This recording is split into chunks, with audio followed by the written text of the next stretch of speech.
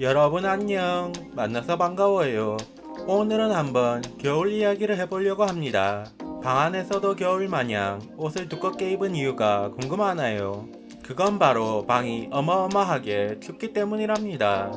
방이 하나만 있으면 모르겠는데 부엌도 있고 안방도 있는 어마어마하게 큰 집이랍니다. 그러니 백날 보일러를 틀어봐도 따뜻하지가 않죠. 그래도 보일러를 틀 수 있는 날은 그나마 다행입니다. 보일러가 기름 보일러라 그런지 한 달만 사용해도 20만원이나 나오거든요. 사실상 보일러는 없다고 생각해도 된답니다. 기름 보일러를 겨울 내내 사용하다 보면은 60만원이나 들기 때문에 아예 기름을 넣지 않고 사용하지 않고 있습니다. 보일러를 사용하지 않다 보니 물이 얼음짠 것 같아서 세면대는 사용을 안 한 지 2년이 넘어버렸습니다. 사실상 물건이나 올려두는 곳이 돼버렸죠. 그래도 그나마 부엌에서 씻는 것이 조금 더 따뜻하기 때문에 세수나 이빨 닦는 정도는 부엌에서 해결한답니다. 별 차이는 없어도 부엌에서 나오는 물이 화장실에서 나오는 물보다 아주 조금 더 따뜻하답니다. 그러나 부엌도 오래된 집답게 형편없습니다. 물만 틀면은 물이 사방으로 뻗어나가서 온 방이 물바다가 돼버린답니다. 정말 놀랍게도 가끔은 집안보다 집 밖이 더 따뜻한 경우도 있습니다. 보일러는 겨울보다 무서운 돈 때문에 틀 수가 없고 뭐라도 하지 않으면은 얼어 죽을 것 같아서 작은 전기 난로를 하나 구매해서 사용하고 있답니다. 따뜻하지는 않아도 얼어 죽지는 않게 만들어줍니다. 무슨 일을 하더라도 1시간 정도 하다 보면은 이불 속에 들어와서 얼음장 같은 몸을 녹여줘야 합니다. 그렇게 하지 않으면은 말 그대로 온몸이 얼어붙습니다. 누워서 몸을 덮이고 나서 어느 정도 따뜻해지면 드디어 다른 일을 할 수 있습니다. 특히나 가장 큰 문제는 발입니다. 이상하게도 아무리 깨입어도 발만은 항상 춥습니다. 그래서 전기난로를 켜면 발부터 녹이는 게 제 일상이 돼버렸죠. 아무리 몸을 녹이고 녹여도 이놈의 겨울은 나를 동태로 만들려는 것 마냥 엄청난 추위로 나를 고생시킨답니다. 무슨 일을 하든 간에 전기난로에 붙어서 일을 하는 게 그나마 이 무서운 추위를 피할 수 있는 방법이죠. 아무리 얼어 죽을 것 같고 힘들어도 공부는 해야 합니다. 공부를 해서 성공을 해서 돈을 벌어야지만 보일러도 없는 이 추운 집에서 탈출할 수 있지 않겠습니까? 아무리 추워도 꼭 차가운 걸 먹어야 하는 경우가 있는데 아무리 얼어 죽을 것 같아도 물 많은 찬물을 먹습니다. 추위에 벌벌 떨면서도 물 많은 찬물을 먹는 이유는 사실은 저도 모르겠습니다. 그냥 따뜻한 물이 별로예요. 특히나 물을 하루에 몇 리터씩 먹다 보니까 찬물로 몇 컵을 한 번에 들이키는 게 편합니다. 몸에 열도 올리고 공부도 하고 나면은 가장 힘든 일이 남았습니다. 혼자 사는 사람들이 모두 공감하는 설거지입니다. 맛있는 걸 먹을 때는 항상 행복합니다. 그러나 먹고 나서 설거지를 하는 것은 무엇보다 힘들죠. 특히나 찬물에 하는 것은 끔찍합니다. 아마도 지옥에서는 죄인들을 모아놓고 찬물로 기름이 많이 붙은 접시를 닦도록 할 것 같습니다.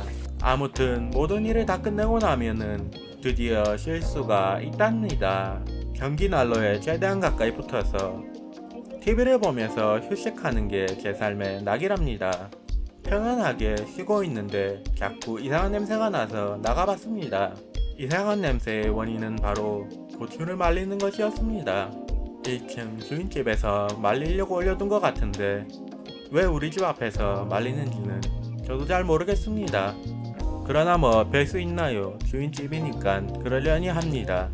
어디서 이상한 냄새가 나오는지 확인하려고 나오긴 했어도 기왕 나온 김에 한 바퀴 돌고 들어가려고 합니다. 어차피 집에 있으나 밖에 있으나 추운 건 마찬가지니까 돌아다니다 보면은 몸에 열기가 나서 따뜻해진답니다. 고양이 녀석도 먹고 살려고 상자를 뒤적이고 있군요. 그러다가 쳐다보고 있는 제가 신경 쓰였는지 먹을 걸 가지고 도망갑니다. 딱히 할 건 없어도 하염없이 걷다 보니 생활을 한층 더해주는 홈플러스에 도착했습니다. 원래 스트레스가 쌓이고 힘들 때는 맛있고 달달한 것을 먹어줘야 합니다. 홈플러스가 집 근처에 있어서 얼마나 다행인지 몰라요. 오랜만에 설탕이 가득 들은 초콜릿과 사탕을 구매했습니다. 달달함이 입안 가득 퍼지도록 해야겠네요. 맛있는 것들을 구매하고 나서 추위가 가득한 방으로 돌아왔습니다. 문을 열자마자 지하 동굴에 들어가는 것 마냥 차가운 냉기가 저를 맞이하는군요. 이럴 때는 빨리 샤워를 해야 합니다. 그래서 몸을 녹여야지요. 그러나 샤워도 하고 싶다고 마음대로 할 수 없습니다. 보일러가 안 들어가니 따뜻한 물이 안 나와서 일단 거대한 통에 물을 가득 받아준 다음에 이걸 끓여줘야 합니다. 무슨 개그 콘서트의 코너 같습니다. 그러나 이렇게 하지 않으면 샤워를 할 수가 없답니다. 팔팔 끓는 물을 받아서 찬물과 섞어줘서 적당한 온도를 만들어줘서 샤워를 합니다. 샤워를 하고 나서 잠옷을 입었습니다. 추위에 대항하기 위해서 패딩과 같이 두꺼운 잠옷을 입었답니다. 그러면은 다시 전기난로를 틀어주는데 이것도 하루종일 틀었다가는 전기세가 터져 나와서 1시간 간격으로 켜졌다가 꺼졌다가 하기를 반복할 수 있도록 타이머를 잡아줍니다.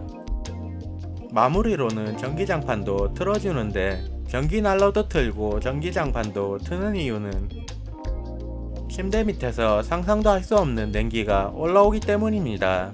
전기장판을 틀지 않으면 자고 일어났을 때 온몸이 쑤시답니다. 그래서 임시방편으로 냉기를 막아보려고 단열재를 침대 밑에 벽마냥 깔아뒀습니다. 이제 전기장판이 달궈지는 동안 책을 읽으면서 휴식을 취하려고 합니다. 생각과 고민이 많을 때는 책을 읽는 것만큼 좋은 게 없죠.